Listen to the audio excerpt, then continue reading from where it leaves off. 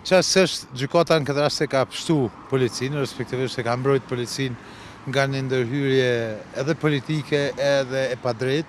edhe gabueshme për strukturën e policisë, ka qenë e habitshme fakti dhe mënyra se si është nxjerrë ai udhëzim administrativ në ditët e fushatës, kur praktikisht kishte filluar fushata zgjedhore, dhe me arsyetimin se policia s'ka pasur 10 vjet proces gradimi. Thu që këta individ nuk janë në udhëheqjet policisë edhe të Ministrisë së Qeverisë 6 vjet e fundit. Dhe si e tillë është fatkeqësi sa herë që tentohet që përmes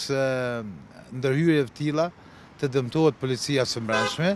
dhe të dëmtohet struktura e policisë dhe përshëndes vendimin e Gjykatës Supreme me shpresën që askush më nuk do të nxjerrë udhëzime të tilla që janë edhe jo profesionale, edhe të dëmshme, edhe abuzuese. Sepse është keq qartësisht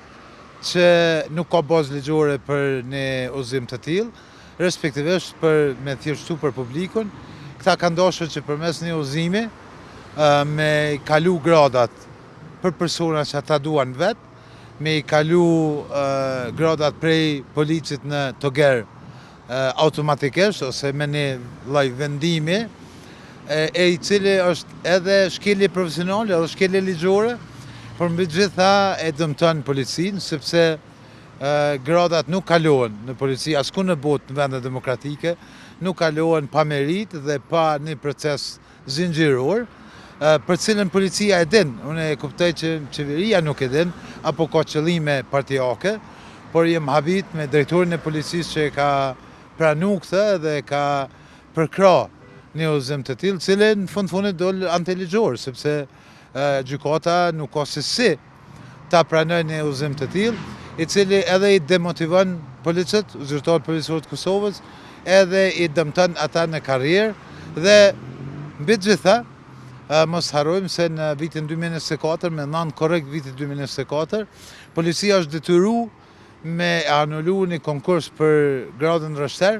për shkak se ka pas abuzim jashtëzakonisht të madh, pra keq përdorim të konkursit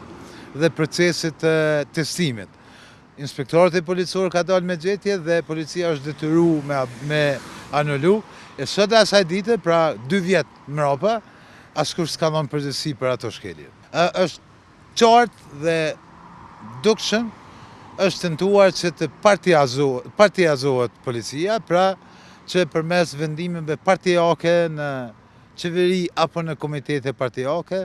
të zbatohen brenda policisë Kosovës me gradime